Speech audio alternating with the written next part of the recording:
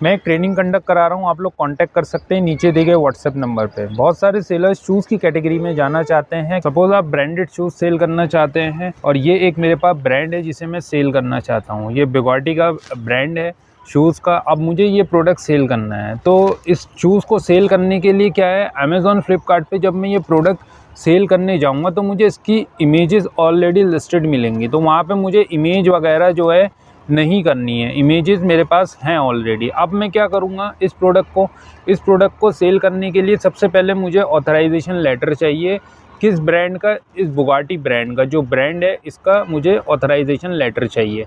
तो अब मैं कंपनी से ये ऑथराइजेशन लेटर लूँगा कि ये पर्टिकुलर सेलर यानी कि मैं सेल करना चाहता हूँ और ये प्रोडक्ट मेरा है।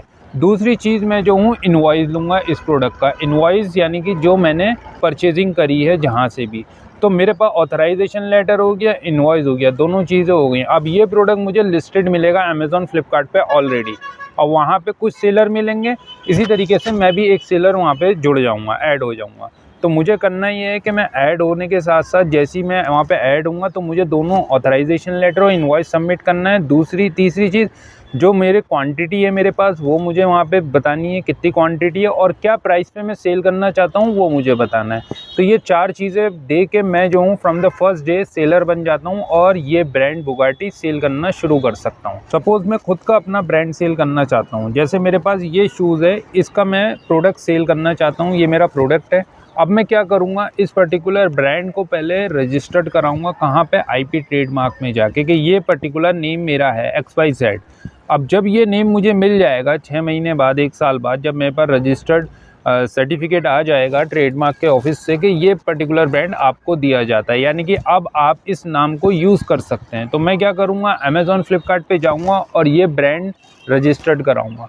रजिस्टर्ड कराने का सिंपल है, आपके पास ट्रेडमार्क सर्टिफिकेट होना ज़रूरी है और प्रोडक्ट की इमेजेस होना कि भाई कौन सा प्रोडक्ट आपका है और उसमें जो नाम है, जिस नाम से भी मैंने रजिस्टर्ड कराया है वो नाम दिखना चाहिए प्रोडक्ट पे। तो कुछ मतलब जो है फॉर्मेलिटी है वो जब मैं शेयर करता हूँ तो अमेज़ॉन फ्लिपकार्ट मेरे नाम पे उसको रजिस्टर्ड कर देते हैं।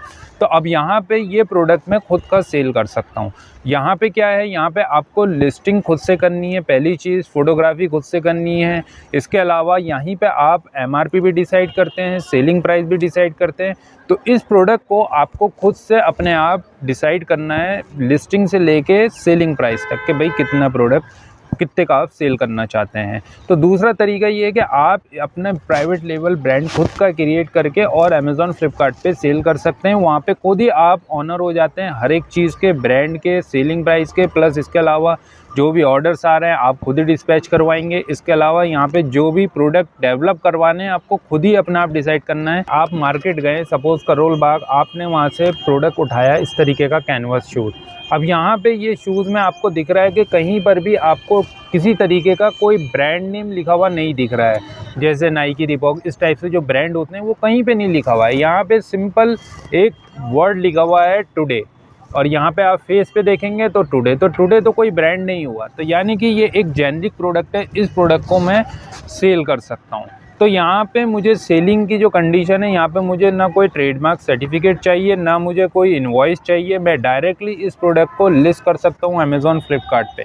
लिस्टिंग का तरीका सिंपल है कि आपने इमेजेस क्लिक करनी है, इमेजेस क्लिक करके एडिट करके और आप लिस्टिंग शुरू कर सकते हैं। यहाँ पे भी आप ही प्रोडक्ट का MRP डिसाइड करेंगे, यहीं पर आप जो है प्रोडक्ट का सेलिंग प्राइस डिसाइड करेंगे और इस प्रोडक्ट को आप सेल करेंगे। तो यानी कि ये प्रोडक्ट जिसमें कोई भी ब्रांड नेम ना मेंशन हो, कोई भी मतलब किसी भी तरीके का ये दिखा नहीं रहा हो कि ये प्रोडक्ट इस ब्रांड का है, तो वो प्रोडक्ट आप सेल कर सकते हैं एज अ जेनरिक। शूज़ का फोटोशूट बहुत आसान है, एक लाइट बॉक्स आता है, उस लाइट बॉक्स को आप परचेस कर लेंगे तो आप इजीली शूज़ शूट कर सकते हैं। यहाँ पे जो इमेजेस चाहिए वो कॉमन बेसिक इमेजेस है, तो शूज़ के लिए आपको बाहर जाना नहीं पड़ेगा। आपके पास कैमरा है, आपके पास मोबाइल है, इसमें आप शूट कर सकते हैं। इस फोटो बॉक्स में लाइट्स हैं जिसके थ्रू आप क्लिक करते हैं इमेजेस तो प्रॉपर इमेजेस आती हैं, एक प्रोफेशनल लुक आता है। तो यहाँ पे आप शूज़ ईजिली अपने आप से शूट कर सकते हैं। तो आपको यहाँ पे वेट नहीं करना कि आप शूज़ देकर आ रहे हैं फोटोग्राफ़र को, फिर वो शूट करके दे रहे हैं और जो इमेजेस इसमें आएंगी वही इमेजेस आपको जो है फोटोग्राफ़र देंगे। तो यानी कि लगभग सेम है, थोड़ा सा 19-20 का फ़र्क ज़रूर आता है। और इस प्रोडक्ट को जब इमेज आप क्लिक कर लेते हैं फोटोलाइट बॉक्स में शूज़ की, तो आप उसको एडिट करके अमेज़ॉन फ्लिपकार्ट पे डायरेक्टली अपलोड कर सकते हैं, आपका काम हो जाता है। शूज़ सेल करने वाले सेलर्स को एक कंसर्न होता है शिपिंग में कि आपको वेट पेनल्टी लगती है। वेट पेनल्टी लगती क्यों है? वेट दो तरीके से लिया जाता है, पहला होता है डेड वेट और दूसरा होता है वॉल्यूमेट्रिक। डेड वेट क्या होता है कि आपने प्रोडक्ट लिया और यहाँ पे मैंने वेट स्केल पे रख दिया। अब क्या है, इसका जो वेट आया वो आया सपोज हाफ kg यानी कि 500 ग्राम, तो प्रोडक्ट का ये हो गया डेड वेट। तो यहाँ पे सेलर को लगता है कि मेरा जो शिपिंग है वो अंडर 500 ग्राम है और मुझे 80 रुपीज़ लगेगा, लेकिन लगता उन्हें 150 रुपये। 150 रुपये क्यों लगता है अब मैं आपको बताता हूँ। वॉल्यूमेट्रिक होता है। वॉल्यूमेट्रिक क्या हुआ, इसकी आप लेंथ ब्रेथ हाइट लेंगे सेंटीमीटर में, तो इसका सेंटीमीटर में मैंने ब्रेथ लेंथ देखी तो 33 सेंटीमीटर आ रही है, और अगर इसकी मैंने सेंटीमीटर में ब्रेथ देखी तो 20 आ रही है, और इसकी अगर सेंटीमीटर में हाइट देखी तो इसकी लगभग 13 आ रही है। तो हम क्या करेंगे, इसको मल्टीप्लाई कर लेंगे 13 इंटू 33 इंटू, और ये हमारा 24 22 जो भी है 22 हमने मल्टीप्लाई कर लिया, तो ये आ गया हमारा 9438। अब हम इसको डिवाइड कर देंगे कितने से, 5000 से, तो हमारा वेट कितना आया, अबाउ 1 kg आ गया लगभग, यानी कि 1800 ग्राम हमारा प्रोडक्ट का वेट आ गया। तो इसका मतलब ये हुआ कि प्रोडक्ट का जो डेड वेट है वो है हाफ kg, और जो हमारा वॉल्यूमेट्रिक आ रहा है वो आ रहा है हमारा अबाउ 1 kg। तो इसका मतलब ये हो गया जो आपको वेट लगेगा वो लगेगा वॉल्यूमेट्रिक के हिसाब से। तो ये कन्फ्यूज़न होता है और जिसकी वजह से उन्हें वेट पेनल्टी लगती है। तो आपको करना ये है कि जो भी बॉक्स आप पैक कर रहे हैं अपने शूज़ का, उसका दोनों वेट आप लेंगे, डेड वेट और वॉल्यूमेट्रिक, फिर आप प्राइस डिसाइड करेंगे कितने प्राइस का मुझे सेल करना चाहिए। शूज़ सेलर्स रिटर्न से जो है बहुत परेशान रहते हैं कि उन्हें रिटर्न बहुत आते हैं। तो इसका एक सॉल्यूशन है, वो है सिक्योरिटी टैग। सिक्योरिटी टैग अगर आप अपने शूज़ में देंगे तो उसमें आपको कस्टमर रिटर्न करेगा तभी जब उससे कलर का इशू होगा, साइज़ का इशू होगा या प्रोडक्ट अच्छा नहीं लगेगा। जनरली होता क्या है, पहले कस्टमर मंगा लेते हैं, उसको यूज़ किया और फिर वापस कर दिया, क्योंकि 10 डेज़ 15 डेज़ की रिटर्न पॉलिसी होती है। तो बहुत सारे सेलर्स इस तरीके की प्रॉब्लम फेस कर रहे हैं कि उनका प्रोडक्ट वो रीसेलेबल नहीं रह जाता है, वो रीसेल कर ही नहीं सकते किसी भी प्लेटफॉर्म पे, फिर इसको वो जो है फुटपाथ पे सेल करते हैं या फिर उनका वो एक तरीके से लॉस हो जाता है। तो यहाँ पे आपको बचने के लिए इस तरीके के लॉस से आपको करना ये है कि जो भी शूज़ आप बेच रहे हैं अपने ब्रांड का, उसमें आपको एक सिक्योरिटी टैग लगाना है। सिक्योरिटी टैग से ये होगा कि जब सिक्योरिटी टैग आप कस्टमर देखेंगे तो वहाँ पे लिखा हुआ होगा उस सिक्योरिटी टैग में कि अगर ये रिमूव हुआ तो आप इसको नहीं जो है वापस कर सकते हैं। कस्टमर यहाँ पे अवेयर हो जाएगा यूज़ करने से पहले। इसी तरीके से अमेज़ॉन फ्लिपकार्ट भी यहाँ पे अपडेट देंगे कोरियर को कि रिटर्न आपको तभी लेना है जब ये सिक्योरिटी टैग इसमें हो।